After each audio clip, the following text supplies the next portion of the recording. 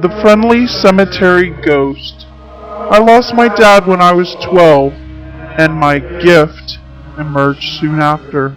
I am now a 30-year-old woman and have learned to understand my gift better, since it's so far the strongest form of communication for spirits to contact me. I also can feel a spirit's emotions.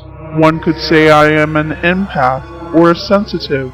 In all my years, I have never encountered a full manifestation. Just orbs, distinct shadow people, sense, vibes, etc. I am of Jewish faith, and in our religion it is customary to visit the gravestones of loved ones before our Jewish New Year. If not, then before our Day of Atonement, as a way of atoning for sins committed and to honor the loved ones that weren't fortunate to be written in the Book of Life. One year, I was about 18 years old, and doing the rounds of our family, who were scattered in a very large cemetery. I was walking towards the row where my great-grandparents were, making sure I did not trip over corners of slabs or stray rocks and holes from earth shifts. I found them, and was just having my alone time with them. My mom was easily 100 meters uphill at her dad's grave, when I felt the need to look down the road towards the end that led into the road. There was no one else around us. It was situated on a slope, so you could quite easily see all around, and it's comforting to see others at a cemetery. Then you don't feel alone. I didn't feel scared or anything. Walking uphill, I noticed a tall, distinguished old man wearing a black suit, white shirt, and a blue tie with brown glasses, in a thin frame with his white hair reaching just past his shoulders, waving slightly, and the front was beginning to thin and bald.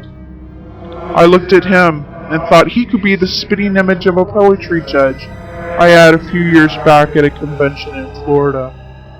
I looked at him and thought that this man was a twin. It was uncanny. He slowed down ever so slightly while walking past my row and smiled at me. I remember thinking he had this soft and gentle demeanor about him, walking calmly at ease, even though it was boiling hot and he was in a suit. He smiled at me and I smiled back and waved. I have no idea, it just felt right. I was calm. He nodded slightly in my direction and continued up. I watched him for a bit and then continued my private time at the headstones looking down. A few moments later, my mom came to pay her respects, walking the same path the man was on. I mentioned if she had also seen the man who looked like the judge. She questioned, "What man?" We both looked up, and from our vantage point you could see right to the top. He wasn't around. So we made our way back up the path towards the car, looking in between the rows, and saw no one at all. We arrived at the top of the hill, and asked the caretakers if they had seen an elderly man come past because it was getting close to closing time. But they hadn't seen anyone in the top section. I described the man in perfect detail to my mom. She immediately knew which elderly judge I was referring to. My mom is aware of my abilities, and she too has undeveloped gifts courtesy of a narrow-minded family. Thankfully, she is very open-minded though. We checked the parking lot and looked around with the caretaker in case something had happened to him.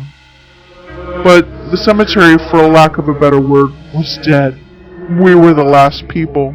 Even the main administration building staff had left. To this day, I will never know who he was, what he was doing there. He had such a perfect manifestation I didn't sense the whole "I see dead people" vibe, or any emotions from him. I was just strangely calm, standing there. Ironically, in that time I didn't feel hot or sweaty, just comfortable, and able to look at him without squinting. Never since have I seen such a manifestation. Vibes and emotions, yes, but no manifestation. Normally I am overwhelmed in the presence of a spirit with their emotions, but this was as if he was alive and happened to be walking past politely, greeting me back. At my age now, that memory is still perfect. It's never faded.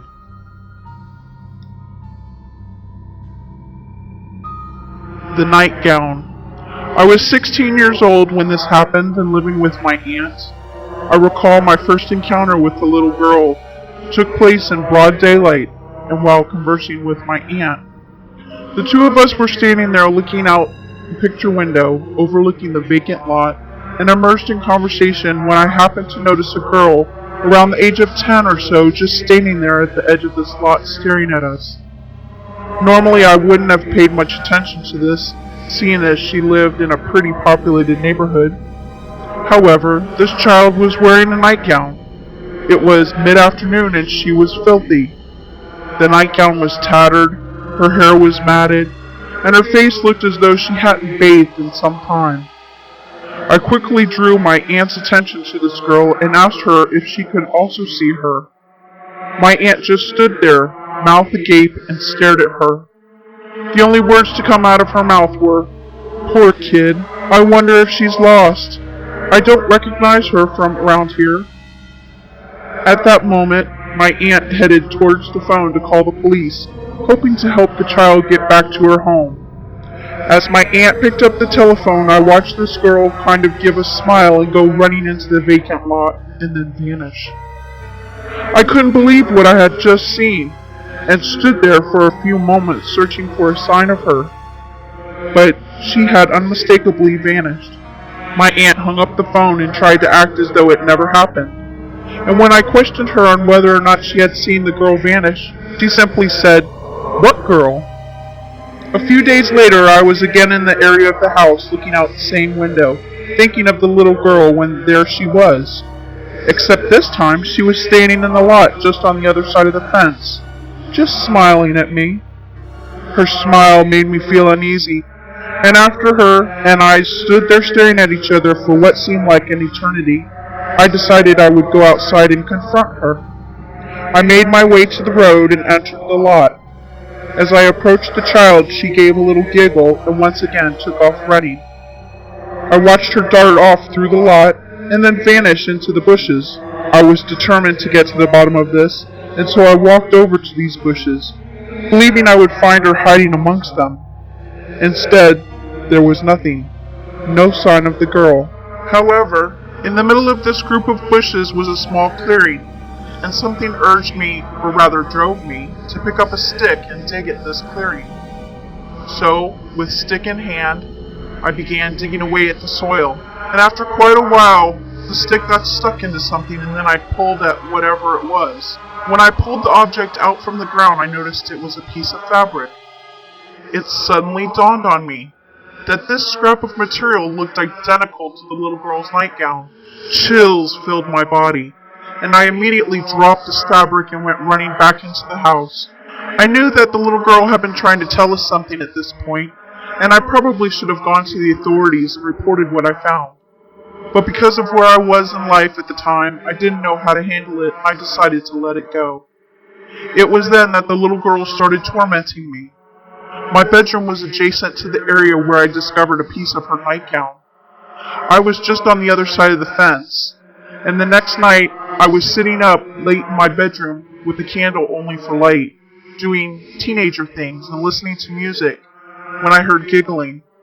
So I turned down the music to get a better listen to the laughter, and I heard it, the same giggling she had let out on my second run-in with her. It sounded as though she was right there in the room with me. So I got up and I began to look around the room until I fixed my eyes upon the bedroom window, and there she was, just staring in at me with that same unsettling grin, and she was giggling away. She must have been floating or something because this bedroom window was a good distance from the ground, and she was just a small child. We looked at one another for a short time, and I decided that she was not going to get to me. So I pushed a big armoire in front of the window so as to block her from peeking in the window. I then proceeded to return back to what I had been doing before she interrupted me, and I sat down on the floor, still with only the candle as my light, and I turned the volume to my tunes back up, hoping to drown out her giggles. I assumed this angered her as the giggles became louder, and it seemed to echo through the room. I tried hard just to ignore her, but it seemed like the more I tried, the more she tried. It was when she began to scratch and tap at the window that I had enough, and thought if I went to bed and fell asleep she would give up. And eventually I did pass out with the orchestra of sounds to lull me to sleep. I awoke the next morning feeling like I had been through the ringer, especially on my abdominal area. I was and always have been a sound sleeper, so I can sleep through anything. But when I lifted up my t-shirt, I noticed a long and deep scratch, the size of a small fingernail.